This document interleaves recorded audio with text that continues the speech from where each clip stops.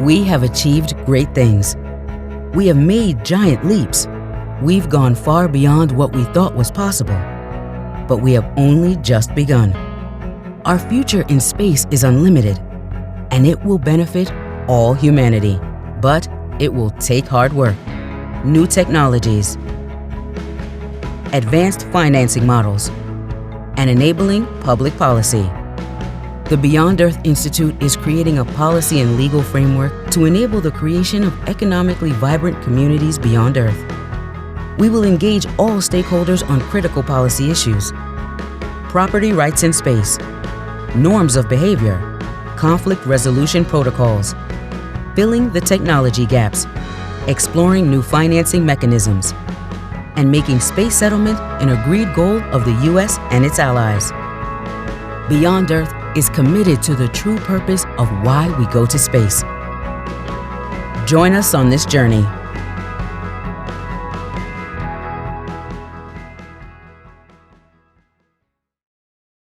Welcome, everyone. We've got an incredible program today. My name, of course, is Steve Wolf. I'm the president of the Beyond Earth Institute. Before we get into this session, though, today, which is going to be phenomenal, I just wanted to make just a few announcements. I certainly wanted to, acknowledge the incredible SpaceX launch last week, which provided so much information to the SpaceX organization on Starship and that tremendous vehicle that is going to transform space and space commerce as we know it. So we just wish SpaceX and their team all the best in the next launch, and as they iterate towards a successful launch and ultimately operation of that incredible vehicle. I also want to acknowledge iSpace that made an attempt at landing the first commercial spacecraft on the moon, and they got very close, and so they deserve an awesome, a tremendous amount of credit and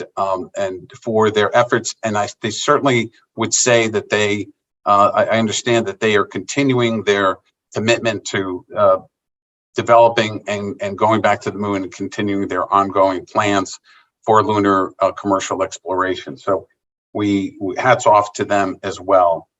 I do want to announce, as far as the Beyond Earth Institute is concerned, that we have officially set a date for the second annual Beyond Earth Symposium.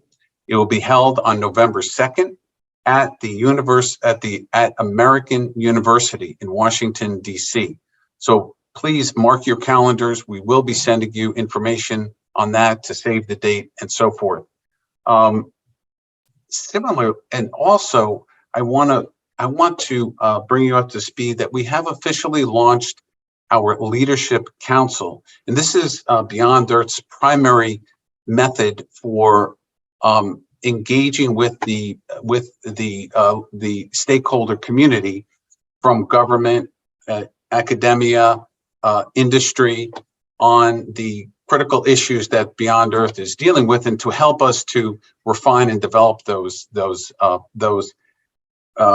issues. In particular, as part of the Leadership Council, we're standing up 4 working groups currently, and this will change over time, but currently the working groups will be on the cislunar economy, commercial space stations, advanced financing, and health and safety. We again also look for more information on the Leadership Council and how your organization could take part in these working groups. And I do want to mention specifically the health and safety working group, and that relates directly to the program that we're developing, that we're presenting here today. This program today is very much a part of a continuum of investigation that we began last year when we had a working group that was looking at this very topic. As a matter of fact, we have a couple of people on the panel today that were part of that working group. And we presented that information at the inaugural Beyond Earth Symposium. We're continuing with it here, and we're going to continue it on into the symposium this fall. So as you listen today, recognize this is a continuum. Now, the Beyond Earth differs somewhat from attitudes with regards to the human factors in space. So there's a camp that says we don't know whether or not we're going to be able to survive as humans in space, and that we may come across maybe a showstopper that's going to say, well, we can't. Humans aren't really meant to be in space because of X, Y, or Z. We take the attitude that all of the difficulties and challenges to humans living and thriving in space are just challenges to be overcome. And that's really what our position is. And that's why we want to help to accelerate the research, to understand those factors, and to develop the technologies to mitigate those factors. So with that, I want to start the program and hand this off to our moderator today, who is Cody Nipfer. And I want to say that Cody has joined the Beyond Earth team last year. And since he's been part of our team, he has done tremendous work. He has been the principal person to allow us to maintain a monthly cadence for our webinars, which has been fantastic. He's also a tremendous writer, and he's helped us with so many drafts already. So, but Cody is he's currently the Director of Government Engagement at GXO. He has a long history. His history it has been all with space policy activity. So he's a true space policy expert. He was with Virgin Orbit in their government affairs division. He did a stint on Capitol Hill, and all since he graduated with a master's degree from GW, from their Space Policy Institute. So with that, thank you so much, Cody, and I'll let you introduce our panel. Wonderful. Well, thank you for the very kind introduction and the cue up there, Steve. And hello to everybody who has tuned into today's conversation.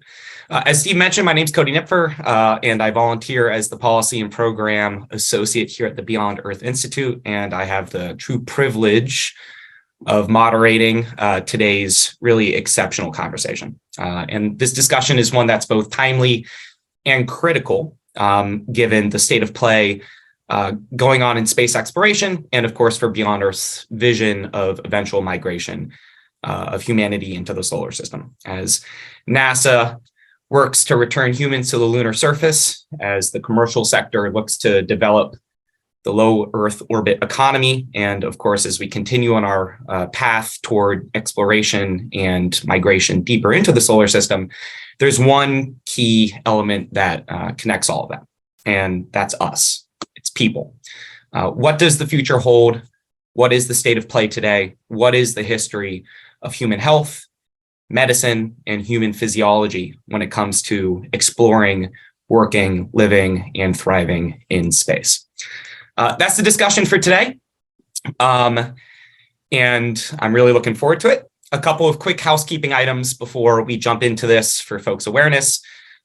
This will be a moderated and curated conversation. It will be recorded and put on the Beyond Earth Institute YouTube channel if folks would like to watch it later. We'll spend about 40 minutes of moderated question and answer between myself and our panelists. And following that, we'll open the floor to all of you for audience question and answer. So we kindly ask that in the course of this discussion, should you have any questions or any commentary, please put it into the chat here on Zoom, and we'll pull from those to ask your questions. So with that, I will now introduce our panelists. I'll run through each name, their title and affiliation, and then after I'm finished, I'll turn it over to them to introduce themselves and talk about their backgrounds in successive order. Our panelists are tremendously impressive. If you haven't had the opportunity, I would encourage you to go onto the Beyond Earth Institute website page for this event and look at their backgrounds and biographies. So with that, let me introduce our panelists. So we're joined by a star-studded cast of eminent leaders when it comes to human health and human physiology and medicine in outer space. First, we have Dr. Angie Buckley. who is a technical fellow at the Aerospace Corporation Center for Space Policy and Strategy, and a longtime leader when it comes to technical, programmatic, and managerial elements of space exploration and travel. We're also joined by Dr. Jennifer Fogarty, the Chief Scientific Officer of the Translational Research Institute for Space Health, and the former NASA Human Research Program Chief Scientists. We also have Dr. Jay Lemery, the Associate Element Scientist of the Exploration Medical Capability Element at NASA's Human Research Program, and the Climate and Health Foundation Endowed Chair in Climate Medicine and Professor of Emergency Medicine at the University of Colorado School of Medicine. And last, but of course not least, we're joined by Scott Petit, call sign Kid, who is the mission pilot for the upcoming fully commercial Polaris Dawn mission sponsored by Jarek Isaacman. So with all of that, let me turn it over to our panelists. We'll go in order. Angie, I'll turn it over to you. Okay, thanks, Cody. I'm Angie Buckley, and it's my pleasure to be a member of this panel. I'm looking forward to the conversation. My background is more along the lines of technical engineering type of activities for most of my career. I did spend about 7 years at the NASA Marshall Space Flight Center as a civil servant, working on large space structure controls, and also looking at how we could apply remote sensing assets to things like urban planning and non-traditional uses and things like that. I've spent most of my career designing spacecraft and propulsion systems and things like that, and recently moved into the Center for Space Policy and Strategy at the Aerospace Corporation, where it's been just really amazing to take all of the accumulated knowledge over my career and then now try to apply that to informing policymakers and decision makers through our publications and our outreach. So it's been really great. And I'm just happy to be here and looking forward to a really good conversation. This is a very exciting topic, and I really appreciate the opportunity. Wonderful. Thank you, Angie. Jen, I'll turn the floor over to you. Hi, Cody. Thanks to the organizers, Beyond Earth, Steve, Courtney, and Cody for running our panel today. So my history goes back to about 2002. I was lucky enough to be included on a animal experiment that was actually on Columbia 107. I went out to Kennedy, set up a lab with the PI and worked there for several months. And of course, was there when Columbia didn't return. So it made a significant impact on me as others, as a child, watching the Columbia accident, but being aware of spaceflight and the risks that are there and how people have, lost their lives in an endeavor to pursue this because it can, better humankind. So I took that opportunity to start to think about how I would apply my background, which was cardiovascular physiology research, not only into aviation, which was kind of my first pass at where I was going to go with my career, but into aerospace. So I was lucky enough to get a position down in Johnson Space Center, working for a contractor initially, and really started to understand the landscape of human research. What exactly were the risks? Where were the gaps? Medically, what was going on? And one of my first jobs was to assist medical operations with medical risk assessments of the crew members. I was there, of course, with return to flight, understood and was very active in applying the lessons from the Columbia Accident Investigation Board, and even going all the way back to Challenger about how we make decisions and manage risk and think about risk and applying those principles to medicine and human changes over time. And how do we get the kind of data that can stand up against what the engineering community was able to bring to the table? So I spent about 12 years and had transitioned to a civil servant position, which, it wasn't that different than the contractor position to what I might be doing, but it gives you a different amount of authority and leadership, right? And the expectations change and you have to take that pretty seriously. So I started to a job that actually didn't exist before, which was a translational scientist between the operational community and the research community, so that we could generate requirements for future spacecraft. How do you turn that knowledge into information for another discipline to then act upon when they're going to design this vehicle? So I spent about 12 years either doing the risk management side or the translation side, and was very involved in Constellation, which generated the Orion vehicle and the SLS rocket capability.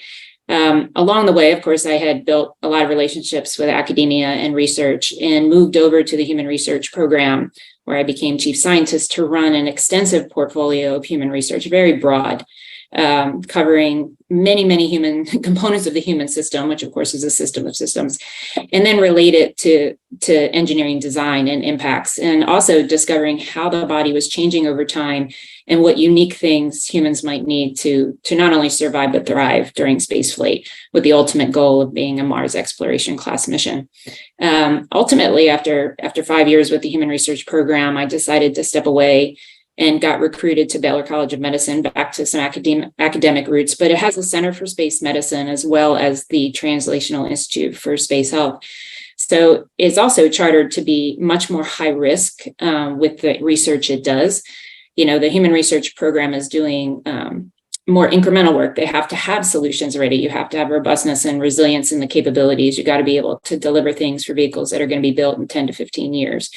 We can come in at my side of the house now with Trish with something very, very orthogonal that could be just a step function change with how we solve problems, but we have to have the evidence for it, you know, and we have to be able to come to the table with metrics that are appropriate to say, could this be the best new answer, you know, and how would it get integrated into vehicle systems? How is this going to work in the future architecture? So my job has changed slightly. It is dynamic in different ways. I'm continuing to learn, which is an exciting part of a second or third career. So, and I very much look forward to the discussion with the panel today. Obviously, excellent panelists and a great audience. So look forward to your questions. Phenomenal. Thank you, Jen.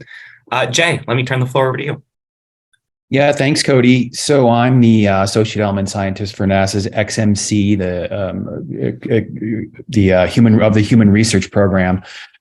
My background is really in as well as emergency medicine, wilderness and environmental medicine. I started at Weill Cornell in 2004, really looking at disaster response, global health as it related to wilderness medicine.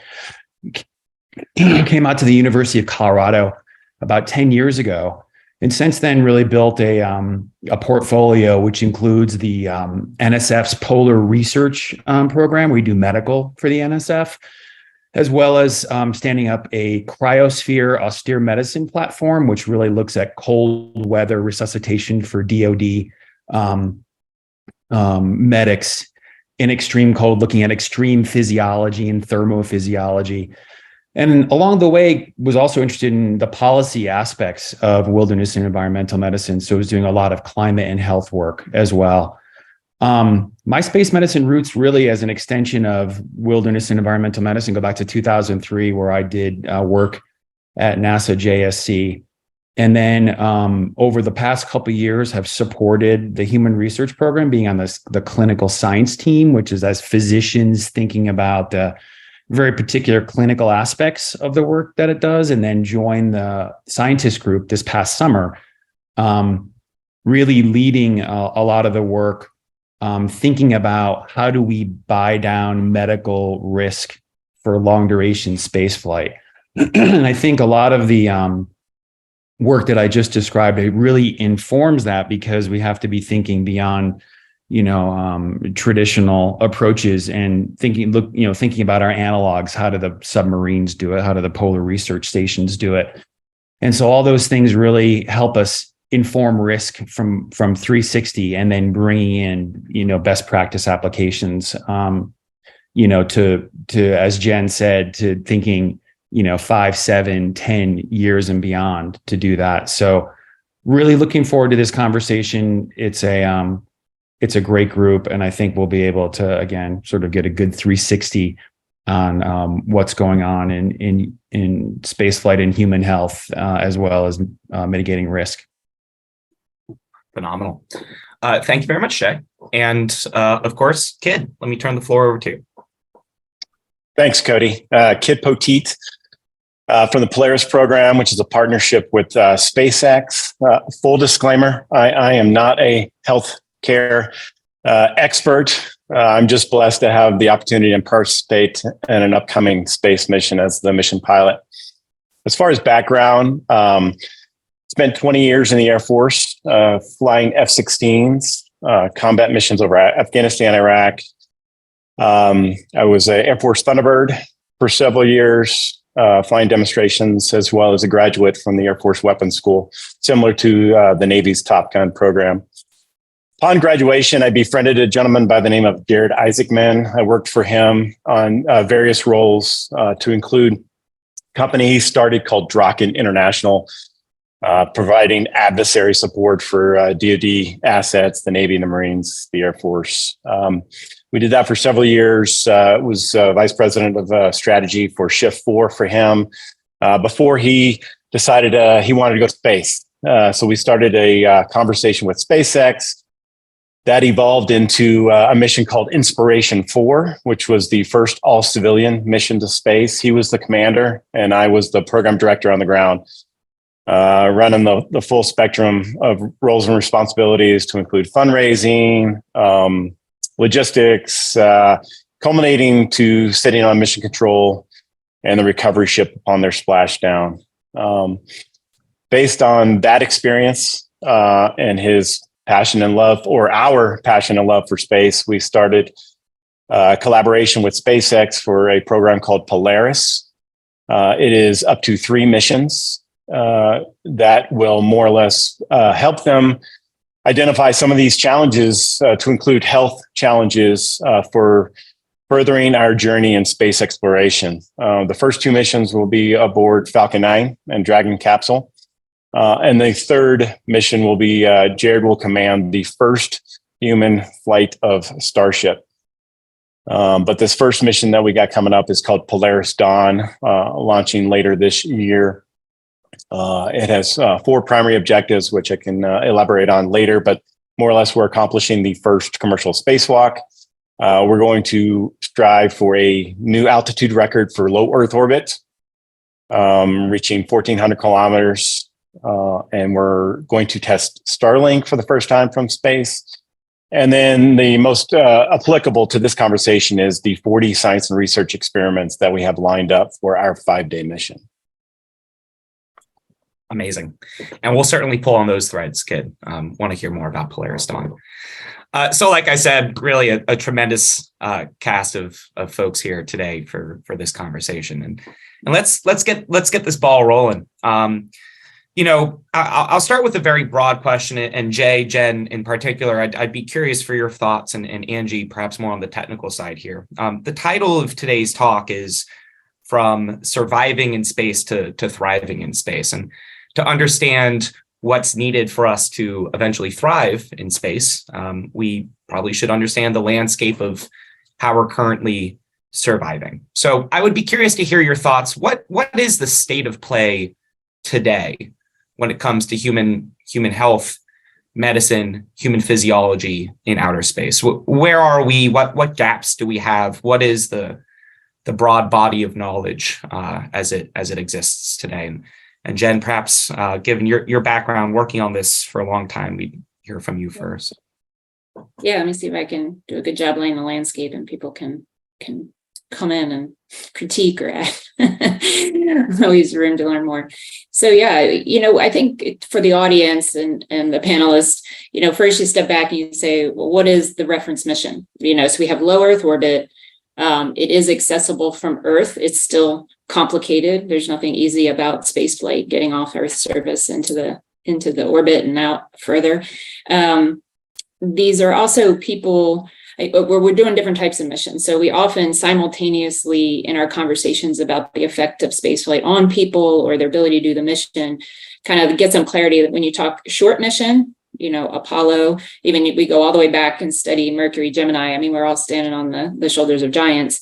Mercury, Gemini, Apollo, one of the most under-recognized, I think, set of missions in terms of life science knowledge was actually Skylab. The biomedical results of Skylab are just really phenomenal to look at in terms of even back in building off of the Apollo era, how these 9 gentlemen did essentially long duration space flight and what was available to them, and all the studies that they did to really do kind of landmark what goes on in the human. So then we get into shuttle, which was high tempo, high turnover, really focused on operationalized missions. Often people were working 18, 20 hours a day. They could just, cram it all into 10 days. And then they went to an extended duration, which was considered like 12 to 17 days. And they worked at different atmospheres because they did a lot of EVAs, especially when it came to building the International Space Station. And then when you get to the International Space Station, now you talk about longer and longer missions where people are going there to live and work continuously, be exposed to the environments for long periods of time and the environmental stressors. So where we are today is long duration space flight on the International Space Station, with now commercial space coming back with more dynamic short duration missions. There is no doubt that there are people not only surviving, but thriving in low Earth orbit to do those jobs.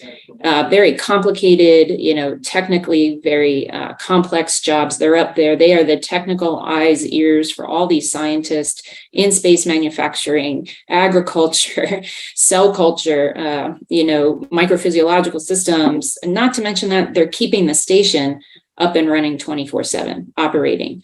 So very complex jobs. These people come from various backgrounds and then get trained to be able to manage station in many different ways. But it's really not like the Apollo era, for sure. It has transcended, that expectation into one where you are a high functioning individual in a complex environment. There's a lot of medical management that goes on before people fly. And this has been, for my part now with what I do, is the juxtaposition between taking very highly selected individuals. Clearly, they have to be technically competent, expert in their field, but incredibly healthy, because you buy down risk by engineering it out, right? That we talk about, at least I talk about the occupational health model quite frequently, which is if we can avoid the problem, that's the best way to go. Now, we do have people in the astronaut corps for years, sometimes decades, sometimes multiple decades. That's amazing, right? This kind of retention and training, become a very rarefied asset. And you don't want to lose them. But as their body changes over time, you have to manage medical risk that you maybe wouldn't have accepted into the core, right? But things happen to the human body. So there's been a lot of work to keep people healthy in terms of the highest degree of prevention that we know how to do on Earth today. And then someone's going to get selected and be certified for a particular mission and have to go through screening to go to the International Space Station. Because now if you're going to be up there for 4-6 months or more, we have done 1-year missions. We've done one, or they call it extended duration missions, because of the logistics of moving vehicles. It's not only purposeful to say, we want to have a dedicated 1-year mission, which was done with Scott Kelly and Kel Kornienko, but we have people who we just can't get them back because of the cycle of the vehicles and how they get the rides home, or because we've had accidents and there have been failures on Earth and they've suspended spaceflight for different periods of time. Those have offered us some opportunity, but again, they weren't systematic. But what we have realized was, by the nature of operations, they were very successful at what they did. It doesn't mean it was problem-free, and it doesn't mean that we couldn't have done things better. But we also have some advantages, which is resupply. We can bring them fresh foods. We can bring them more equipment when they need it. It may be delayed, but they can get it in low Earth orbit. When you think about translating how well we're doing in low Earth orbit and what is going to actually sustain potentially a low Earth orbit economy through commercial space flight, all those advantages disappear as you get further and further away from Earth. Your ability to resupply, your immediate communication capability. So in that time element of the further you go out in space, because of orbital mechanics, you can't decide to abort the mission and return quickly. There are extensive time periods where, as far as you went out, whether it's 3 or 6 months, in the case of Mars, it could be out toward 9 months, it's going to take you at least 9 months to get back, depending on the alignment of the planets and how you use the gravity wells to return. So now you're dealing with, how do you screen someone and buy down and do a preventive risk management style when really the forecasting capability of medicine may not give you that perspective. There are a lot of things that happen in the body at rates we can't anticipate, or there's no way to catch it. I mean, we're seeing more now than ever with molecular tools, but it's still not a crystal ball for everyone. So those risks all emerge differently. And then your constrained medical system, because you can't do things like resupply or evacuate, have to be thought of very differently. And I think that's where Jay and his group, particularly with his expertise of what he's done on Earth, which there are a lot of analogous areas, whereas even though you're on planet Earth, you might as well be on Mars at times. So I think we're well positioned for low Earth orbit, which allows us to use low Earth orbit as a testing ground to learn how to do exploration. So that's where I think that sits today. Yeah, absolutely. Well, let's pull on that thread. Jay, curious for your broad thoughts, and also, as Jen mentioned, some of the analogous environments that you have worked in and worked with when it comes to human health. I'm curious what lessons learned or what we can tease out from that when it comes to long duration space flight far away from Earth without sort of the supporting infrastructure that we have down here.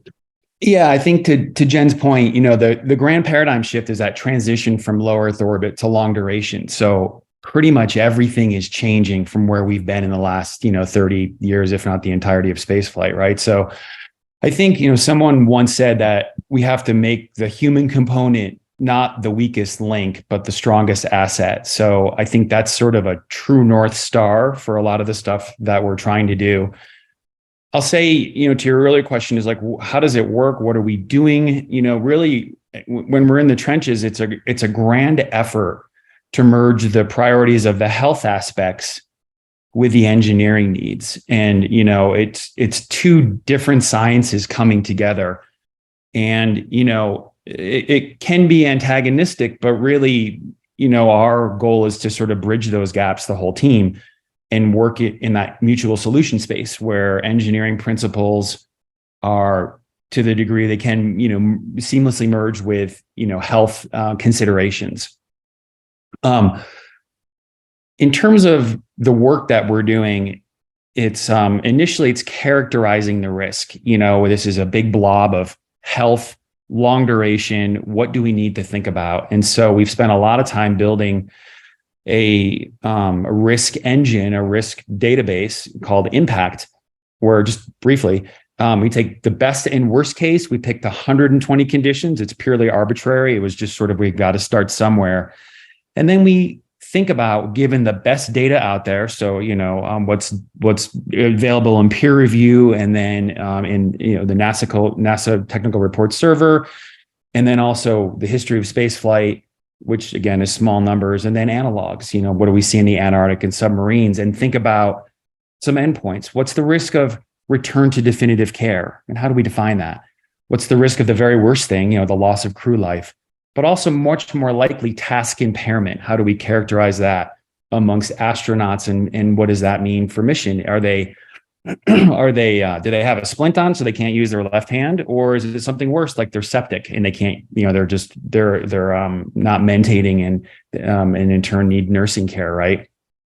And then we begin to think about how to manage those health risks via trade space and analyses of supplies. Well, we don't bring this antibiotic, but we bring this, and how much weight is that? And can we bring the ultrasound, or what meds cannot we bring because we're bringing an ultrasound? As well as knowledge, skills, and abilities, right? What specialists do we bring? Do we bring a surgeon? Do we bring a more, generalist emergency physician, or something like, or do we not bring a physician at all?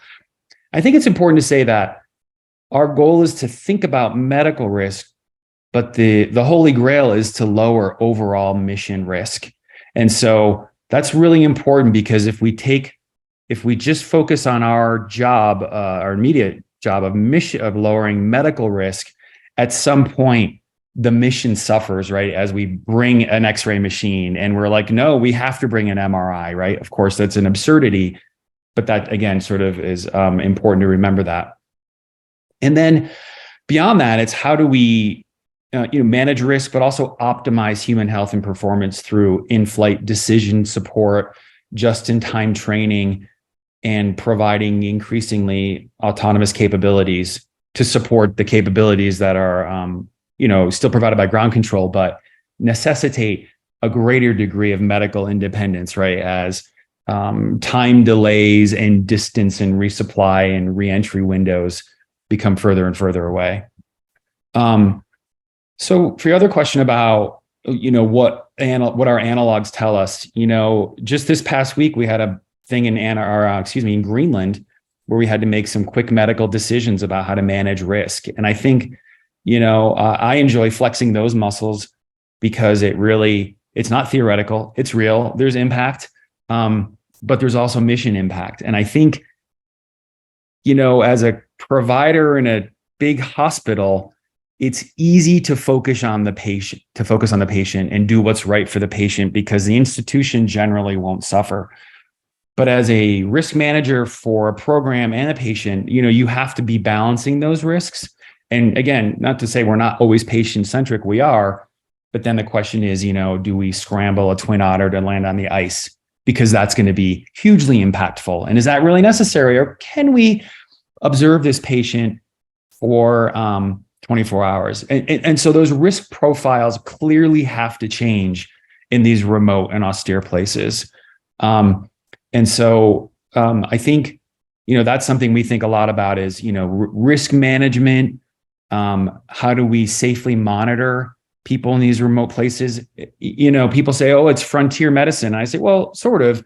It is. Supply chains are long. It's remote, but it's also 2023, and we can bring very powerful tools, diagnostic and therapeutic tools, to the bedside for those patients. So it's a little bit of, high tech as well. And then, along that same continuum, of course, is mental health, psychiatric considerations, crew dynamics. I'll share with you something that I'm just going to say it's never going to happen in spaceflight, which was a polar bear walked into Summit Station a few years ago. And no one knows how it got there. It was hundreds of miles away from the coast. But the scientists there saw this young, healthy, somewhat playful polar bear. Luckily, no one was hurt and people were able to sequester. But in the end, the Greenlandic authorities say, look, this isn't a national park. There's no provisions to provide for safety of this animal. And the polar bear is never going to leave because it found garbage. And so they had to euthanize the animal they flew in hunters from actually Iceland. And so my point is that was incredibly a dysphoric stressor to the crew there.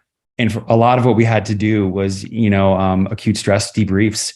And for people that are already under stress because their circadian rhythms are all off, it's daylight the whole time, and they're in the middle of nowhere, separated from their friends and their family. So all these lessons are constantly being assessed to bring back to think about, okay, these are real world experiences. How can we inform human health and performance from what we see for these things? Again, an external stressor, it could be a polar bear, just as easily could be, a sick crewmate or any systems failure, right? But how does that play out? And then how can we anticipate best practices to make sure that we minimize the damage and optimize crew health and performance? So I'll stop there.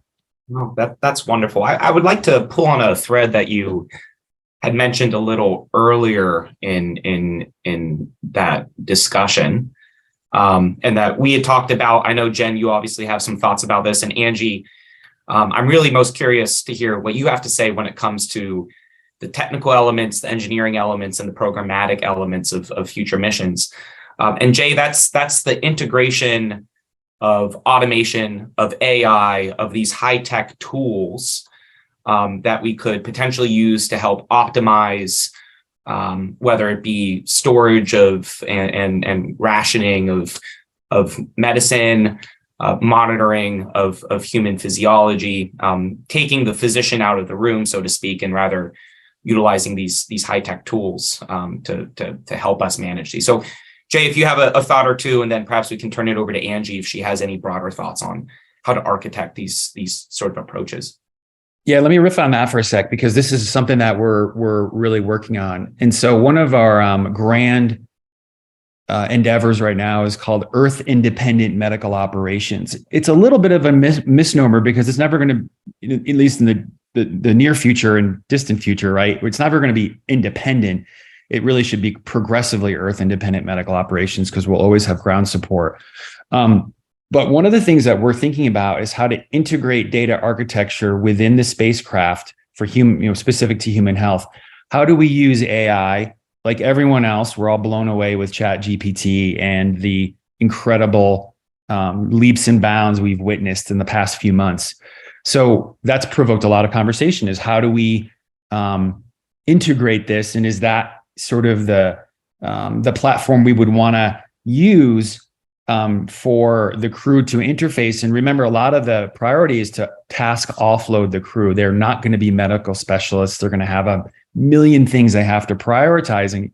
And so we want to make the inputs as comprehensive as possible, but the outputs straightforward and action items straightforward.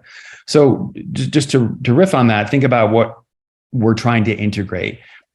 In-flight countermeasures, and baseline. How have they been exercising? What does their performance look like? Environmental controls. What's the pH of the water? What's the carbon dioxide? What's the temperature, humidity?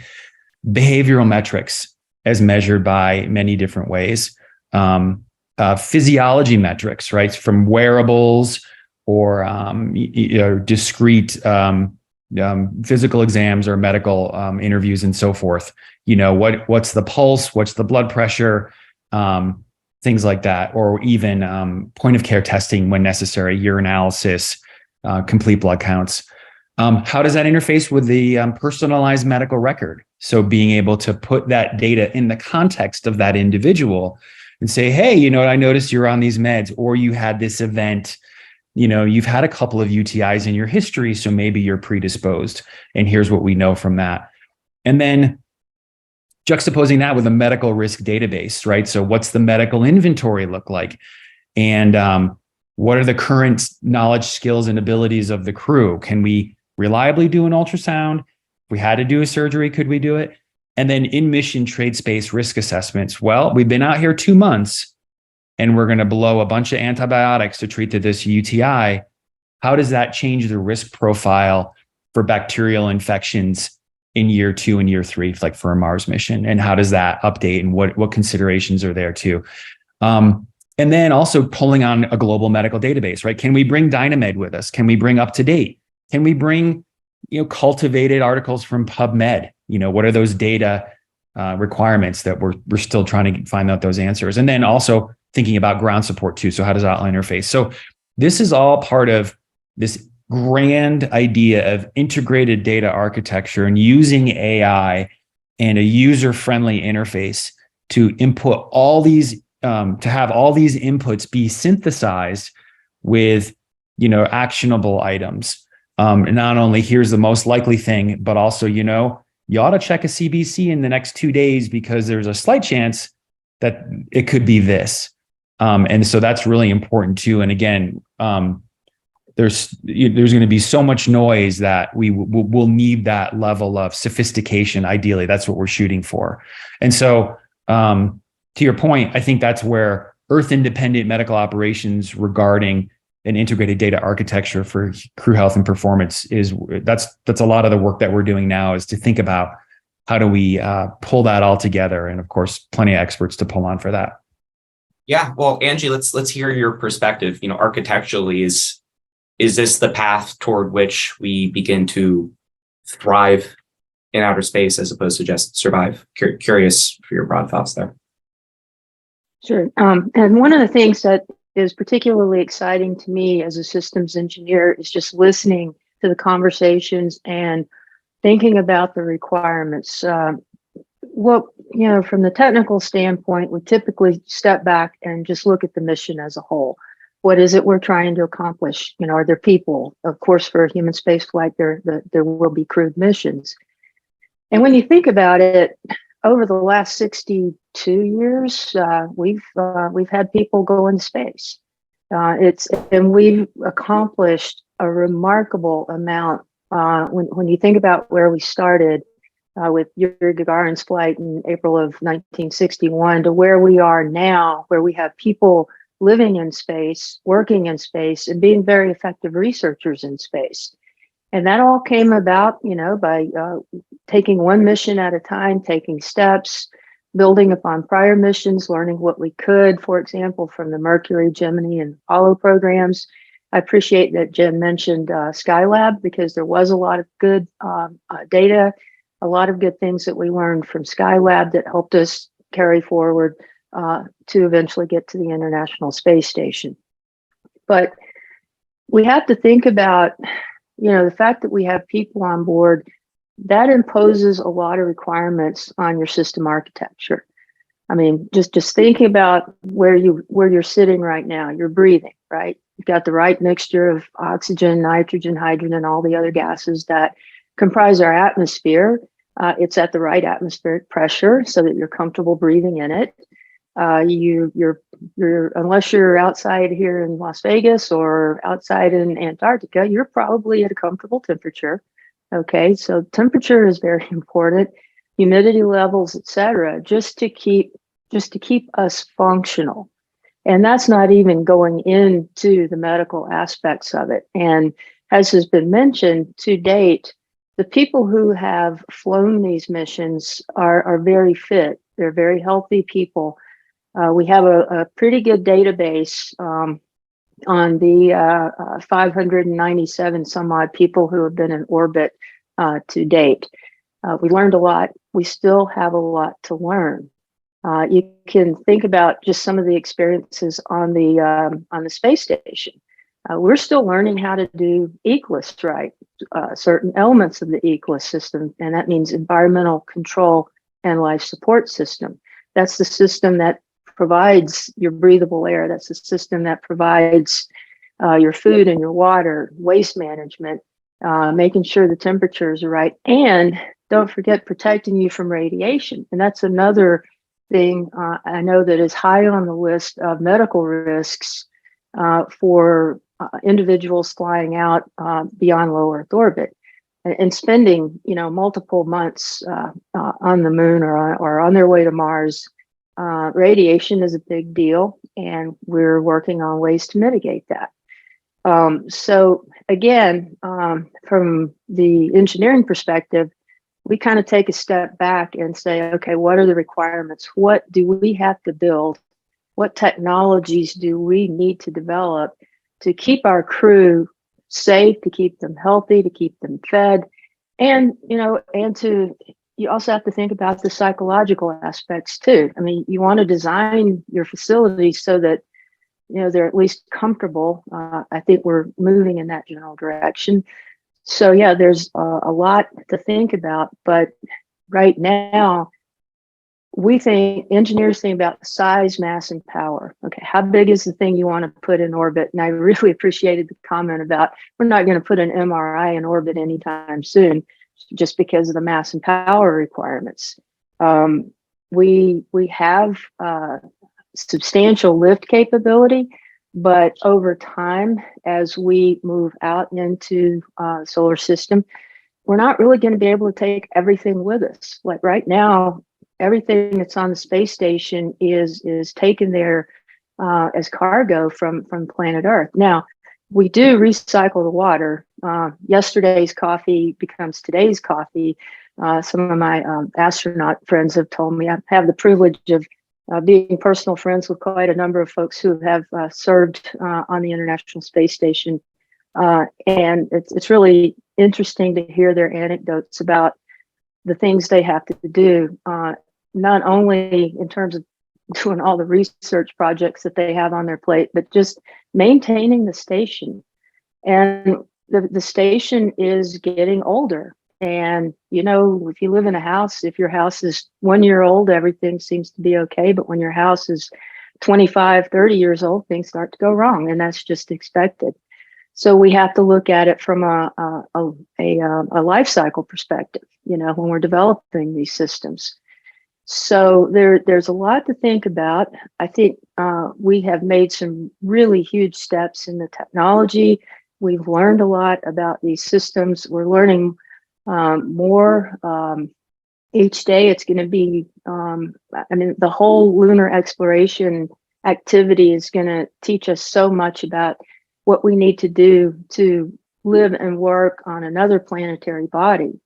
And there's a whole new set of requirements coming down the line for that. So I think the big things are, the environmental control and life support system, and integral to that and integrated with that completely will be the medical systems that you've heard Jen and Jay talk about already. And I think where we're trying to get is to the point where we don't have to take everything with us. There's a lot of activity going on in the area of in situ resource utilization, or ISRU, and that is using what you have there on the planet or moon or Mars where you're going.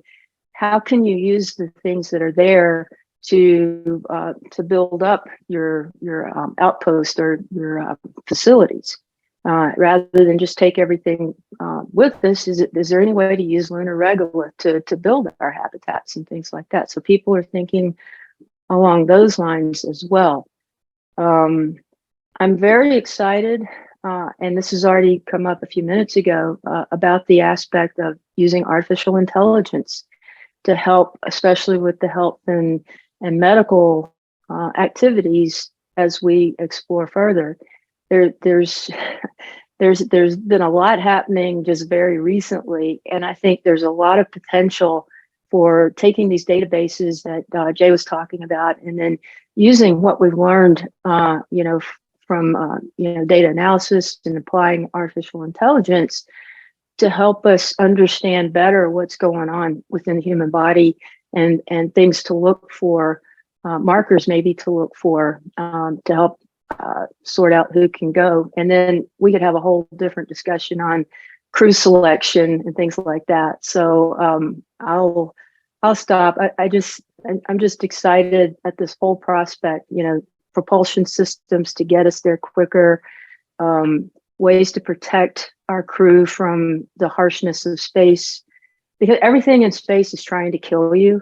It's either trying to kill your satellite or kill you, because it's just a really, really harsh environment. So a lot of things to think about when you're doing the design of a spacecraft and designing a propulsion system to get people where they need to be without rattling their insides or putting them under too much G-force. So I'll stop because I could just keep going. No, this is a conversation that we should have devoted an entire day to. I am curious about the discussion on crew selection. And of course, we've heard from Jay, we've heard from Jen about the breadth of data, or the lack thereof, of people, different types of people, different types of medical characteristics when it comes to our experiences in space. And something that I personally find really fascinating and really exciting is the growth of the commercial sector and the democratization, if you will, of spaceflight participants and folks that are actually flying in space. And Polaris Dawn and the Polaris program in particular is an early example of that. And so, excuse me, Kid, would love to hear more, both your thoughts on what it means to have different types of people going into space vis-a-vis these commercial projects, but also the work that you plan to actually do during Polaris Dawn and the process that it took to get there. So let me turn it over to you. That's a great question. First off, I love hearing Angie, Jen, and Jay expand upon the theory aspect of it. I'm a experiential learner kind of guy. So we got thrown in hands-on with all the experimentation that we have lined up, not only for Inspiration 4, but with Polaris. So taking a step back and listen to the experts expand upon why it's important and the theory behind the direction we're headed with space exploration is very helpful on my part. So thanks, guys. As far as our participation, we're just very thankful to partner with some of these organizations, with NASA, their legacy and what they've accomplished and what they continue to accomplish on the ISS. When we started Inspiration 4 in our partnership with SpaceX, we wanted to make it bigger than ourselves, bigger than just sending a couple of civilians to space. So we identified certain challenges associated with long duration space flight. And based on the limitation of 3 days, we only scratched the surface on what we could accomplish. And so we made that a bigger objective with Polaris Dawn. As I mentioned, this is a partnership with SpaceX, and we have 4 primary objectives. The first commercial spacewalk, the altitude, Starlink, which I'll touch upon here in a second. But most important, it's the science and research that we've set forth for our 5-day mission. When we began planning the mission design, we wanted to identify the most impactful science and research. We knew the ISS was, that's their primary role up there, is to accomplish a lot of this. And Axiom's been participating as well in science and research.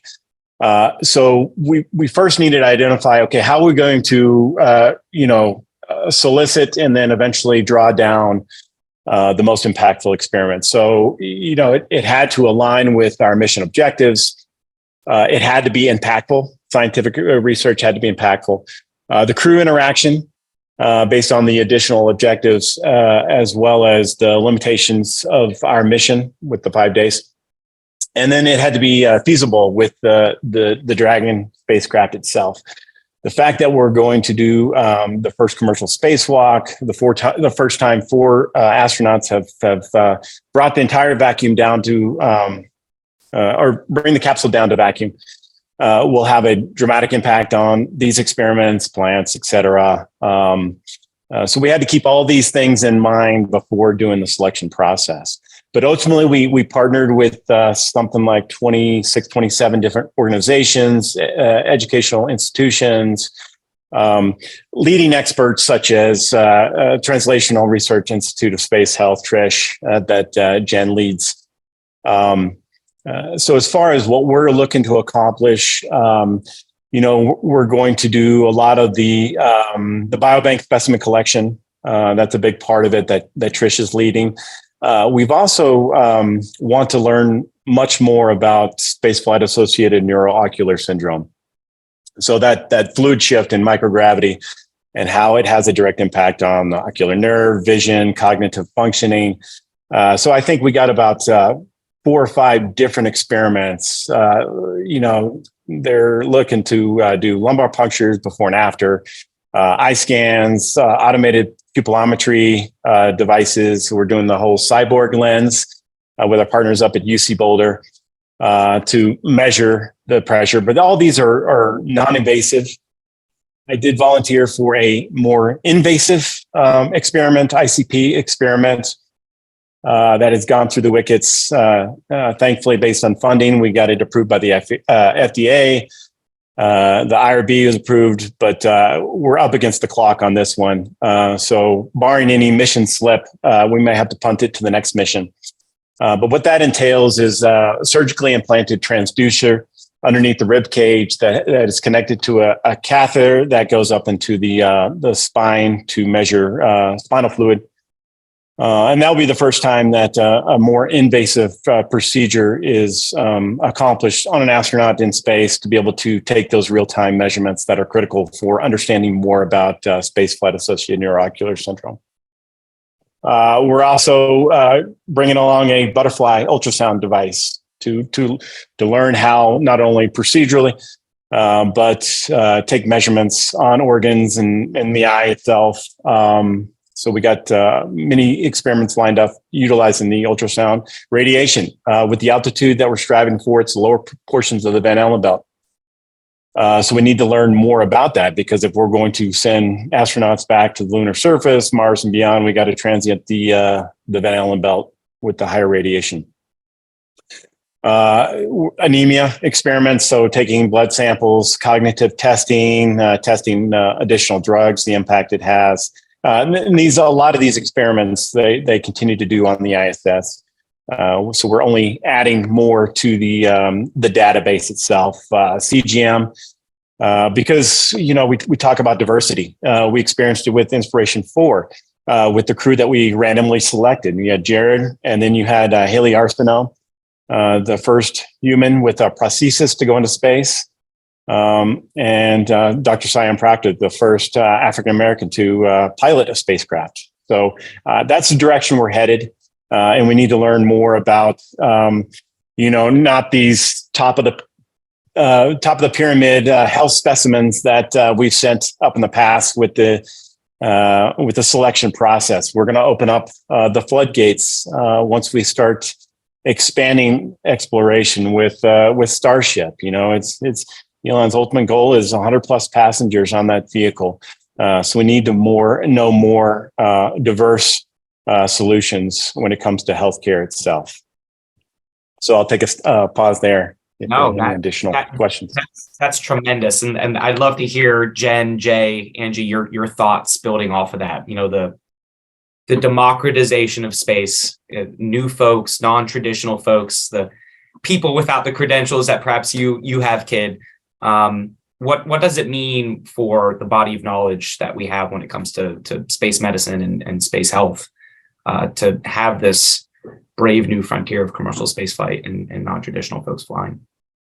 Yeah, it's incredibly powerful to add people from a diverse set of genetics and genomics and backgrounds and cultures, because intrinsically human research, anyone who even goes there, the inter-individual variability just really blows you away, right? But we end up, for some really big things, consenting on kind of where does the body navigate to be functioning well. And I usually describe it to folks like it could be something different for each person to an extent. So you think about building a dashboard, and Jay went on, about all the things we want to measure, but the goal, to Angie's point, is to down select what we have to measure, right? You got to right size it for the mission.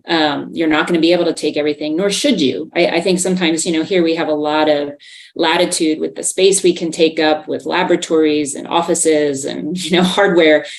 Spaceflight forces you to down select and to right size your capability, because you got to negotiate across all of those systems that were mentioned. And to Jay's point, often you're forced to choose within your own resources to compromise, right? When they say, when I was working requirements for different vehicles, if you want to take that experiment, how much food don't we take? Like, to really be forced to critically evaluate what you're trying to do and how much evidence, to all of the AI that could be applied to it.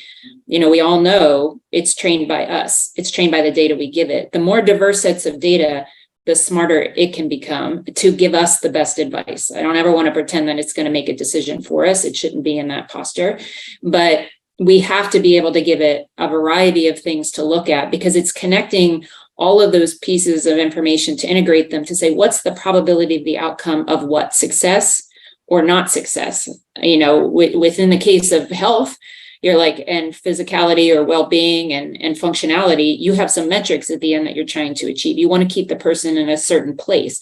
But there are times we don't know what those numbers should be or what those values should be. To Kid's point, the body of work he mentioned was extraordinary and is picking up where even NASA was incapable, and that's a whole nother discussion, of engaging in some of the more invasive stuff because of the risk of the procedure alone created a risk to the mission that was considered unacceptable to a large extent. In commercial spaceflight, you have a paradigm where you're not only taking a diversity of people, but you have a different risk posture.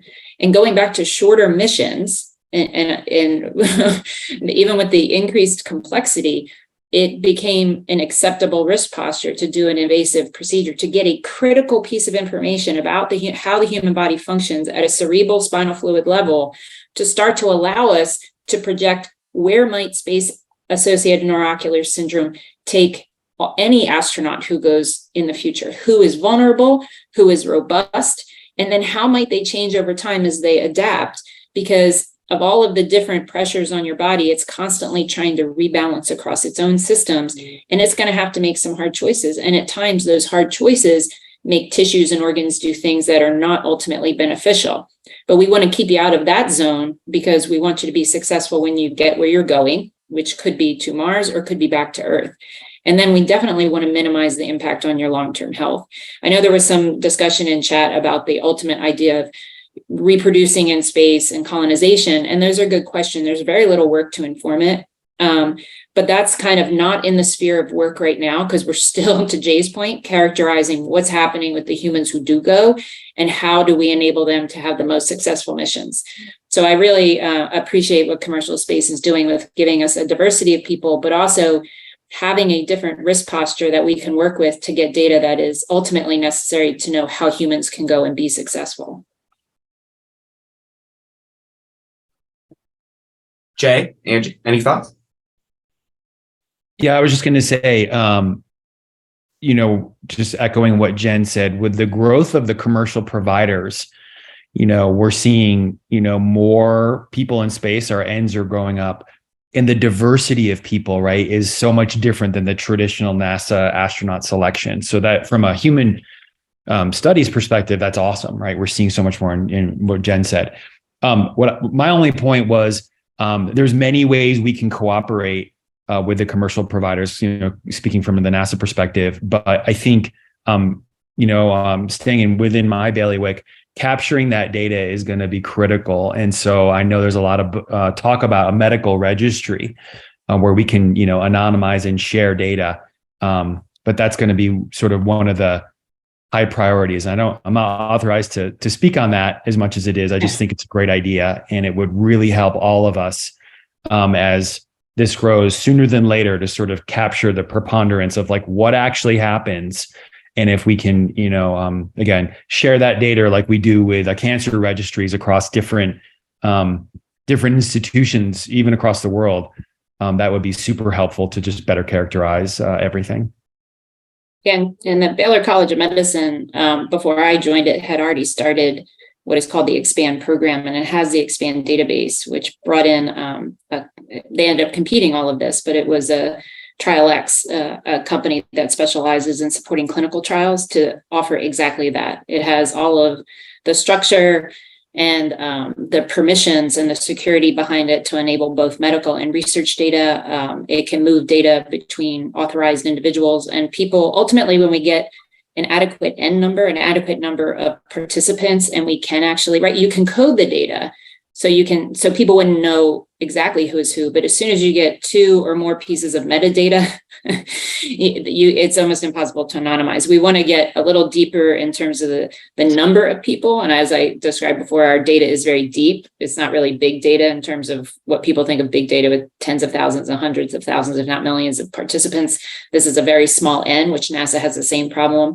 So we have to go about the structure of permissions to get access to it. But the ultimate goal is to make it shareable. And I do want to congratulate the commercial spaceflight participants. They have been very altruistic in agreeing to participate in not only the Trish research, but others, but also in allowing accessibility and sharing of their data. I have been very impressed with that. There's never been an argument. If anything, they ask for more. Where's the next opportunity and how do we fit more into the mission? So it's been amazing to watch.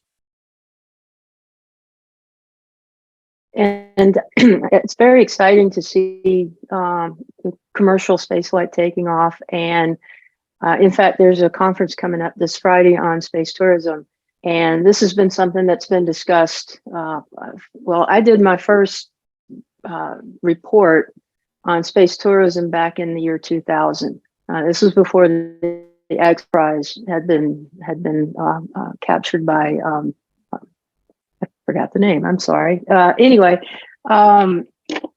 it's going to be really interesting to see as the industry grows, not just for the types of missions that that kids doing, but also just missions where people maybe can go to a space station once we get the commercial LEO destinations or commercial space stations up and going. I know there are people talking about hotels in space, and there's just going to be so many opportunities if the participants are and continue to be cooperative with letting us get data from these people, because it's going to be a whole different demographic. It's not going to be anyone from the astronaut corps. It's going to be people like me and you guys and all your friends, and some folks will have, medical conditions that, you'd never get on a NASA flight, but, is a commercial company going to say, we know you have a heart problem, you can't fly, even though you've got millions of dollars on the table or whatever. So that's going to be really interesting. I think it's wonderful that this is finally starting to happen. When we did our research report on space tourism, 23 years ago, we got the sequence of things right, the kind of the steps, but our timeline was way off. We had predicted there would already be commercial space stations by now. So, but optimistic bunch of students. What are you going to say? But it's, I think it's really remarkable, and I think what we can learn going forward from these missions will just be incredible, and it will get us to that set of data that we need to be able to analyze each individual a little more deeply, not in complete detail, because like Jen says, we're all different. Everyone's different. So it's just very exciting times. Cool. I'll start there. Hey, Cody, just to layer on one thing about the commercial selection process. One observation that I had in the very beginning with Inspiration 4 was the mindset shift. The medical corps that did the selection process, our quest was to open up the floodgates, to do a random selection process to have this all civilian mission objective. And when we ended up selecting Haley, Chris, and Cyan, the medical corps at SpaceX was more focused on how can we qualify them versus how can we disqualify them, which seems to be, a different mindset shift from the history of space exploration. So that was very encouraging to witness and experience. Also, one other comment I'd just like to make is what Adrian addressed with telemedicine. And this is something that we, based on our partnership with St. Jude Children's Research Hospital and our quest to complete the first communication of Starlink from space. We went to the Philippines last week to install. This is the first time Starlink has been available to the country of the Philippines as of February. And we partnered with House of Hope, which is a children's hospital affiliated with St. Jude. And so we went there to set up these Starlinks and, to see all the problems that we still have here on Earth and the importance that telemedicine brings to healthcare on our planet. It's only going to be that much more challenging when we talk about providing healthcare to individuals in space that might not have the immediate resources of having a medical doctor. So that communication is critical. And, as of right now, we're communicating via TETRA satellites and ground-based, coverage. And there's a competing priority for those national assets. We experienced it with Inspiration 4. About 80% of our coverage going around the orbit was covered by those assets. With the capability of Starlink, we're hoping that with laser-based communication that will not only improve coverage and connectivity, but it's going to increase broadband and bring down the latency, so we can do some viable communication with vehicles that do go to the moon and beyond, because that telemedicine is going to be critical to provide that healthcare when needed. Yeah, certainly. Thanks, Kid. So we have about 20 minutes left. Let me just, again, encourage our audience participants. If you have questions for our panelists, we'll like to turn it over to audience question and answer here shortly. So please do put them into the chat. One final question from me, and we'll go around the room. Perhaps we can start with you, Kid, Jay, Jen, and Angie.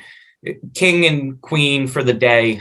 What policy changes, what funding changes, what programmatic recommendations would you have for the broad community to help push us forward from simply surviving toward thriving in outer space? What recommendations might you have? And perhaps, Kid, I can ask you to go first if you have any ideas.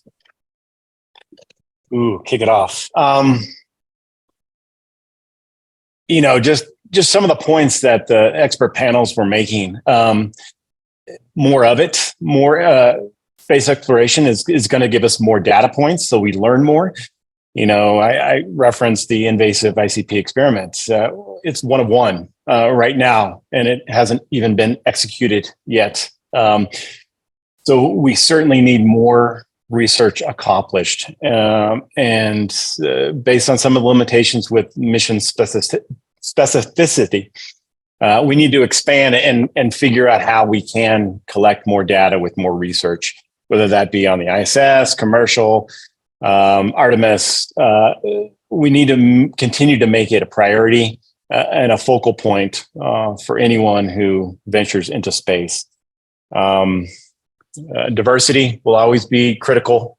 So looking at a larger pool of astronauts is going to help us continue that exploration. One observation that I have is how complex and austere space is. You got radiation, you got the isolation with longer duration space flight. So that's going to screw with the mind. The distance you are from loved ones and family and healthcare resources. The impact that microgravity has on the body. I've learned so much over the last couple of years, and it's very challenging and it's hard to replicate here on Earth. But we have to rely on those resources in space to be able to accomplish this research. And the exposure, vacuum is very austere, and you got temperature deviations once you are outside the capsule, swing of 400 plus degrees. So we have a long road ahead of us, but we need to continue the quest of making it a priority and figure out how we can solve some of these healthcare challenges. Yeah, thanks, Kid. Jay, your thoughts, your big recommendation, if you have one. Yeah, I mean, clearly I'm obsessed with getting MRIs into orbit, so we have to pay for that. Just kidding. No, but I think, advancing the work, our work is going to be important because going back to that original thing of, how do we make sure that we're the strongest asset, not the weakest link? And I think that's incredibly important as we stretch our missions to long duration lunar and then Mars. So how do we advance this concept of Earth independent medical operations? How do we build support databases and integrated data architecture to support that and have people thriving, right? We think about our therapeutics, making sure drugs are safe and really understanding how long duration space affects our ability to take care of people. And then echoing what we said earlier, more robust partnerships with the commercial crews. It's going to be an increasingly growing percent of human spaceflight. And I think that's on all aspects, just having more and more robust conversations in areas of cooperation and agreement and working together, because that's going to be really important to advance this field. And then I think at a larger level, continued investment and strategic investment to the point where this doesn't become as vulnerable for congressional budget cycles, but have all of us mobilizing constituencies to have a forward-facing conversations with the American public, advancing science, inspiring by having more and more diverse citizens of the world fly, building international collaborations, and really invoking the best attributes of the human spirit to say that this is why we're doing it. And it's an economic cost for sure, but there's real value in it. And I think that is a perpetual challenge that I think there's always room for improvement to get those messaging out. Jen, your thoughts? Yeah, so many. Are we going to go press them?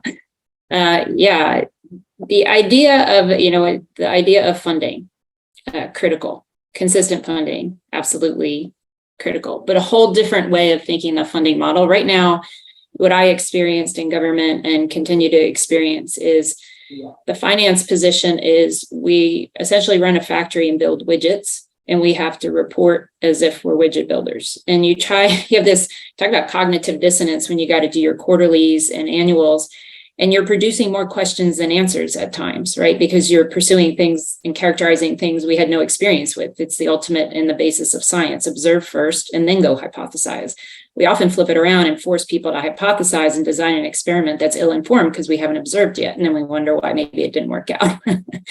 So I would like to see, it's more like, if you think about the human system, like we thought about building, maybe not the best example, but like the James Webb telescope, like it at that magnitude, my argument has been the level of investment across many like partnerships, private, public, and having an ultimate synthesizer integrated, because it's not just about understanding what happens to the human when you do head down bed rest, which can approximate the fluid shift, as Kid was saying. Like, there's no better analog than low Earth orbit to do exploration work. Like, why kid ourselves? There's so many flaws with the other ones that make them inaccurate that ultimately make them not really good investments. Sometimes they are. They give us a clue, or you can take field research, which happens in spaceflight, and then go down and do laboratory quality research to like specify what you're doing. But you got to go back into the field to understand it's real. There's also getting runtime on things that are completely new solutions, which we didn't even get into, like synthetic biology. Like, maybe we don't have to bring a lot of drugs with us. Maybe we bring the plants or the microbes that can make the drugs for us. You can give those instructions, and the idea of telemedicine breaks down after a while because of the comm delay. So this growth of the evidence base and then growing tools like AI, so you can trust them. The psychological impacts, not only of the environment on these people, but like the work that would have to go into saying, do I trust what the AI just told me? Especially with, even as great as seeing ChatGPT recently, it just invents things out of thin air and it's very confident about them. So you're like, if you're not an informed consumer, how do you know when ChatGPT just invented something versus based it off of evidence? So we have to learn how to do these things and protect ourselves when they can go off course. And I think it's going to take a funding model that has a large program-like approach to the human system, and then the integration of the human system into what I like, not just a vehicle, but an exoplanet that you have to build, right? This isn't something that takes you from point A to point B and you can stop at, your favorite convenience store and refill and take a bathroom break. It's got to have everything you need, or a way to make what you need. And we didn't even deconstruct those options. But I'd like to see the funding approach rethought, that we're actually treating it like a research program that is rewarded for outcome-based and transitional or translational outcomes that solve problems, not this incremental, show me what you did and what's your ROI on an annual basis. Because I don't build things that are easily monetized. I build things that save resources in other areas, or buy down risk of the human, or cause the mission to not have the components that cause the human to be vulnerable, So I'd like to think of it differently, but I haven't sat down with the finance community and say, how can we reconcile this and get us in a place where we're enabled to do the work that needs to be done and held accountable, but in a way that actually measures what we do, not this other thing over there that they like, that's easy to count. Yeah. Angie, any concluding thoughts on that question before we turn it over to an audience or two question? Yeah, sure, Cody. I'm going to step back a little bit and think more about the policy and regulatory regime. Currently, for commercial flights, the FAA is responsible for everything through launch and reentry, but not when they're in orbit. But there has been a moratorium on regulation, if you will, to allow for more entrepreneurship, creativity, to kind of give these companies a lot of room to develop their products, to develop their vehicles and systems to get us to the point where we can have commercial human spaceflight. That moratorium expires this October, and the FAA is taking a look at, how are we going to regulate, or are we going to establish norms? Our company, the Aerospace Corporation, has a Space Safety Institute that we stood up a couple of years ago, and we actually did a study for the FAA and established a roadmap whereby they could go from where they are now to where they ultimately want to be without being really heavy-handed And because if you pick up if you pick up a NASA requirements document, we don't pick them up anymore. We download them, but if you had to pick it up, it would be a real heavy document. I'm not saying that we shouldn't have regulation, because we want to keep people safe. We want to keep people healthy. And we also want these companies to succeed, and to succeed, they have to make a profit. So they can't, they can't be injuring or killing their customers. So that's where the FAA is going. We'll see what happens in Congress in October, but they do have a roadmap, and hopefully things will evolve in a fashion such that we have safety measures in place to take care of people, but also give the companies enough room to be creative and exercise their entrepreneurial spirit. That's wonderful.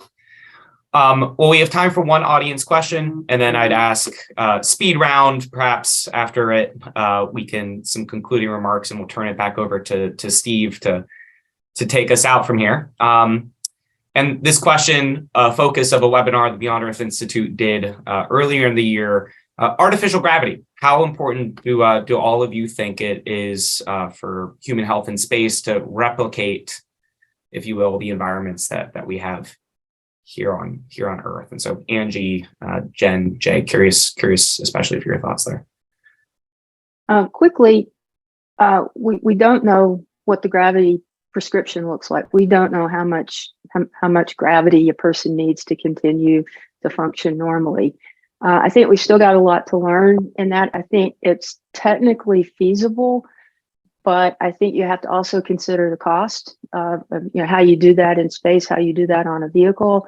And again, it comes down to kind of a systems engineering balancing of cost and risk and performance. For me, I'm agnostic as to whether or not they put centrifuges on spacecraft or not. I think right now we need to understand what the requirements are and then go from there. It's kind of like Jen said, go do an experiment and give me an answer when you haven't had time to even, collect the data to inform the experiment. So those are my thoughts. Over. Yeah, that's a good one, Angie, because in my career alone, which the government was 17 years, it was 3 times they started artificial gravity programs and canceled them, right? We never got the data to inform the engineering community what was the trade space we were working in. And that's the source of great frustration. And so I think that is one area that commercial space could consider, because it would be highest fidelity to have people in actually microgravity to test it as a countermeasure, not think of it as operational, so that the habitat could be built with it, with the idea of you are researching it, and then where you go from there. Now that there's all discussions about short arm versus long arm, the engineering complexity of those two, but the little bit that has done on Earth has really been confounded, because you never get away from a vector of gravity, even in the head down bed rest model. So I think it's been really hard to interpret any of that. And then again, like just the lack of data to inform the decision has been the biggest problem. It remains on the table as a possibility, but can't actually move forward. There is interesting cellular data coming forward about the lack of gravity at even a cytoskeletal organizational level, which is kind of your intracellular transport capability.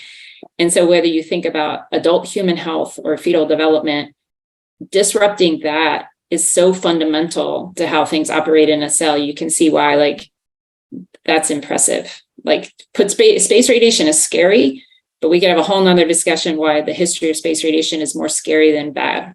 And not trying to be willfully ignorant, but I think thinking about microgravity at times and what I've learned about it, I was like, that right now is probably sitting there as one of our greatest challenges, to get people to Mars to be functional when they need to be their own rescue crew, like their own receiving crew.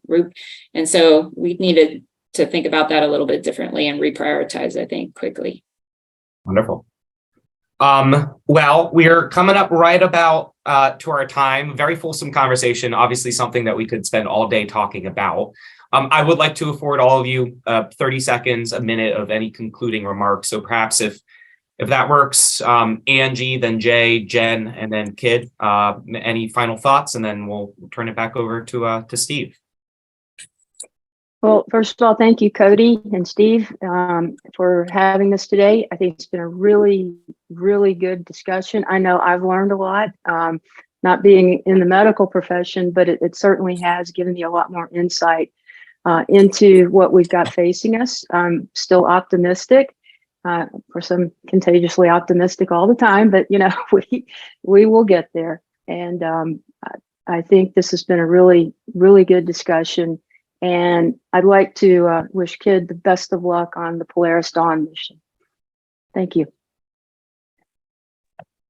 Yeah, echoing Angie for Kid, Godspeed. I guess I would say forums like this are increasingly important to have a plurality of opinions and backgrounds and voices to help us inform all these things, right? It's to be able to tap into people with legal backgrounds or business and government and so forth. Super important. So I'm just inspired to be a part of it and feel very fortunate. Thank you. Yeah, thank you for the opportunity. I totally agree with the prior comments. I mean, having plurality of people and opinions is incredibly important and insightful for everybody to speak and learn and have the freedom to do that. And then to Kid, thank you for your service, the history, your current altruism with commercial spaceflight, and your participation in the human research that we ask you to do. For sure, it's I just can appreciate it greatly. Thanks, everybody. I just feel honored and privileged to be a part of this conversation. The fact that we're having these conversations is awesome. For the longest time, it was a very small entity, big government. But now that the aperture is opening up and there's so many more involved to have these debates and conversations about artificial gravity and whether it's important or whether it's not, but working through these solutions and evolving space exploration is so exciting and just fun to be a part. Thanks for the well wishes and the Godspeeds. Steve, over to you, sir. No, well, thank you, Cody. Well moderated, and really thanks to this incredible panel. I think everyone who's watching this has seen that we've really gathered the A team, and these folks and the organizations that they represent.